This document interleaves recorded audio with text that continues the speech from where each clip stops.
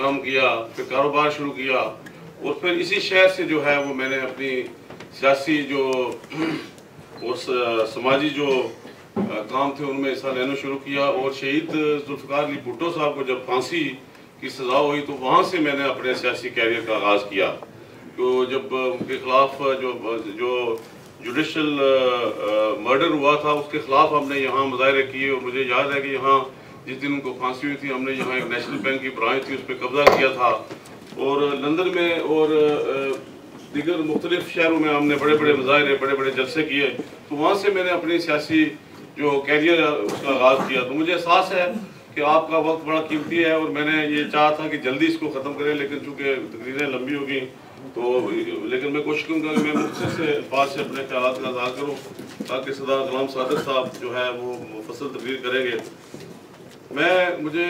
चूँकि काफ़ी अर्सा बाद मैं यहाँ आया, इलेक्शन से पहले मैं 2 माह पहले आया, उसके बाद आज़ाद कश्मीर के अंदर इंतखाबात हुए, इंतखाबात के बाद हुकूमत माजी वजूद में आई और फिर यूँ ही मसरूफियात बढ़ गई और फिर 2-3 दफ़ा जब मैंने प्रोग्राम बनाया तो वज़ीर आज़म अब्दुल मजीद साहब का भी प्रोग्राम पूरी दिनों बना और चूँकि उनकी गैर मौजूदगी में मैं एक्टिंग प्राइम मिनिस्टर होता हूँ इसलिए कोई बयान नहीं सकता था। तो मैं ये समझता हूँ कि पाकिस्तान के अंदर आज अल्लाह ताला के फजल करम से पाकिस्तान पीपल्स पार्टी की न सिर्फ वफाक में हुकूमत है, पाकिस्तान पीपल्स पार्टी की सिंध में हुकूमत है, पाकिस्तान पीपल्स पार्टी की बलोचिस्तान में हुकूमत है, खैबर पख्तूनख्वा में हुकूमत है और आज़ाद जम्मू कश्मीर में पाकिस्तान पीपल्स पार्टी की हुकूमत है। और ये सब पाकिस्तान के अवाम ने मैं समझता हूँ शहीद जुल्फ़िकार अली भुट्टो के